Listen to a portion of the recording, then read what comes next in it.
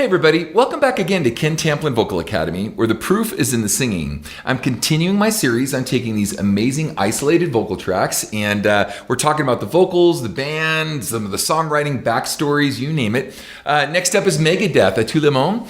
Obviously the singer is Dave Mustaine, and an old friend of mine is on this, Marty Friedman. Marty actually played on 3 records that I produced, 2 of my own albums and another record I produced for a Swedish band that I worked with a while back.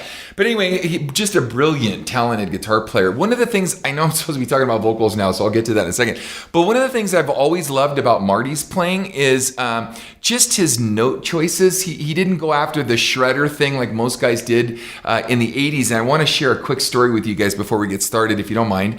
I did an album called In Your Face. It was a band I was in called Shout. And I invited a bunch of really well-known guitar players at the time. And Marty was one of those guitar players. And what was funny is everyone came in, you know, you had the shredders and everyone was just shredding like crazy. And Marty came in and he says, hey, you know, I want you to flip the tape backwards. I want to play my solo backwards. I'm like, what? No, really, I want to play my solo backwards. So he had part of it frontwards, part of it backwards, and he came up with this really interesting thing. If you get a chance to my In Your Face album, Shout In Your Face is the name of the album. Marty's on the track, and you'll get a chance to see how all of a sudden there was all these shred monsters, and then Marty's thing just came out like really cool, and then it went back to shredding, and it was just very unique. So he certainly did that here in Megadeth, and I just wanted to point that out because we'll probably talk about that in the solo section. But let's do this. Dave Mustaine on vocals, and here we go. Don't remember where I was. I realized life was a game. The more seriously I took things, the harder the rules became. Now, you get the distinct impression, or at least I do, that there's obviously a direct competition with Metallica, and we all know the story in the split, and you know, Megadeth was kind of vying for the Metallica spot for as long as they could. So there's no secret to the you know, the thing that went on back then.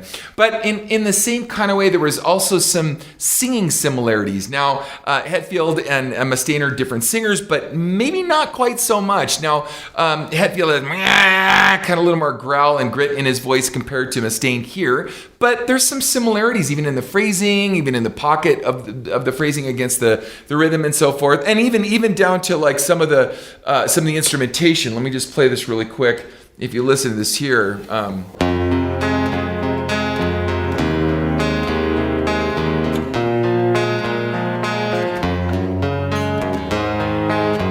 See what I mean? There's a similar, you know, Nothing Else Matters, all that kind of, you know, very similar sound. So anyway, let's continue with the vocals. Here we go. Right here, 1, 2, 3, go. I had no idea what it cost. My life passed before my eyes. I found out how little I accomplished. All my plans tonight. So as you read this, know my friends, I'd love to stay with you all. So as you read and know my friends, then the Sandman, or even later, you know, Nirvana, with the lights out, entertain us. You know, it's got, you know, like kind of have like a very similar vibe that, you know, was pretty popular for modern rock singing at the time. But I personally think, and you guys can correct me, go ahead and put in the comment sections. I'm not perfect. That's just my own opinions.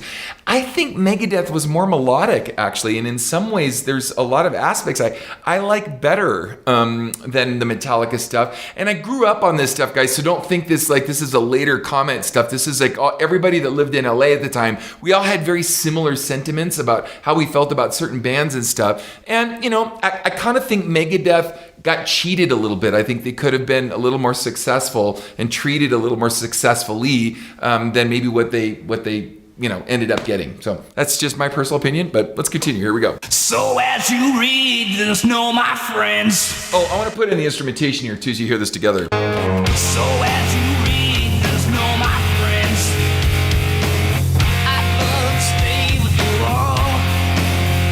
Hear the kind of Metallica vibe? Smile when you think of me. My body's gone, that's all. tout le monde. Now, tout le monde just means, like to the world or for everybody, right? It's French for that. And I think, correct me if I'm wrong, but I think the video got banned from MTV because it was like purporting or promoting suicide. I did hear an interview from Mustaine later saying, no, it was like if I were to say my last swan song, so to speak, to the world, what would I tell him? And then I tell him that I love him and I miss him and, I'll see him on the other side, basically. So I don't know, man. Maybe he said that to protect himself later because he still wanted some airplay. Or he really meant that. Could be. Whatever the case is, it did come off that way and it kind of glorified, it almost felt like it glorified suicide a little bit. But then again, he said, no, it's like if I got a chance to say to the world three words, I think it was, or something like that, what would I say? And it would be, I love you. I miss you. I'll see you on the other side. And so let's kind of keep both perspectives as we're going along for all of you guys that are Megadeth fans and know this better than I do, probably. It's funny, Gabriella, my student Gabriella, she gives me all the backstory to this stuff. So that girl is like a walking encyclopedia of this information. Straight up, man. I mean, she just knows so much about this, and she inspired me to kind of dig a little deeper into some of this stuff and check it out. So thank you, Gabby, for that. Anyway, let's continue. Here we go. À tous mes amis, je vous aime. Je dois partir. These are the last words I'll ever speak, and they'll set me free. If my heart was still alive, I know it would surely break, and my memories left with you. There's nothing more to say. And I'm kind of surprised at the recording quality is not that great. But then again, I know these guys recorded on shoestring budgets. I mean, $5,000, $6,000, $7,000, $10,000, while other bands were spending $500,000 with these giant Ron Nevison Heart recordings, or Aerosmith, or lots of bands like way back, Bon Jovi's and stuff, just spending gobs of money. And these bands were just trying to create great art and be honest with their art. So they didn't necessarily have the same, or they didn't have the same budget. So, and you can kind of hear that as you're going through this stuff, is what it is. Moving on is a simple thing. What it leaves behind is hard. It's gonna mean behind the eyes. Sounds very stressful in the throat there to me, but The sleeping felt no more pain, and the living are scarred.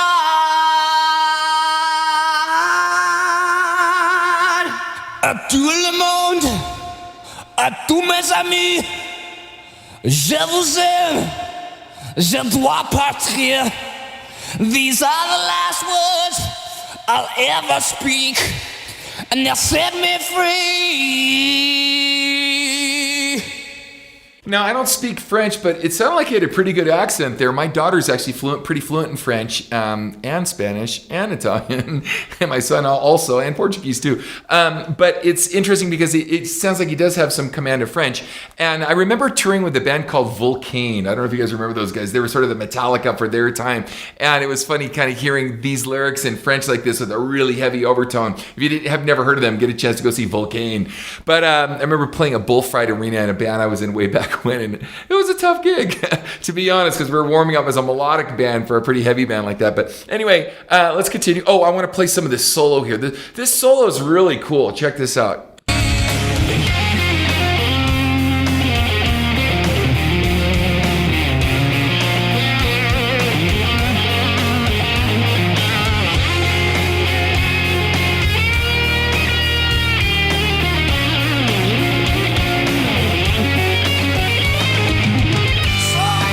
And no offense, I mean, I'm not trying to pit one band against the other, though these guys, like I said, were in direct competition.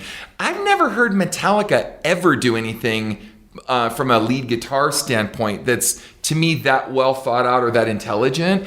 And I'm not saying that they didn't do great stuff, and rhythmically they had some fantastic stuff, that was very, very cool. But as far as smart guitar playing, phrase playing, and note choices, pretty stinking cool, man. You know, like I said, Marty did some amazing stuff. I'm pretty sure that was Marty on this, but correct me if I'm wrong on that too. But anyway, and I remember even back from Cacophony, the band he was in, you know, with Jason Becker from before that, just smart playing, like really good stuff, you know, straight up. So kudos, Marty, man. I know you've been in Japan all these years, and I may never get a reunification or a reunion tour with these guys, but wow, you guys certainly made your mark. There's no doubt about that. All right, let's continue. Here we go. So as you read, no, my friends, I'd love to stay with you all.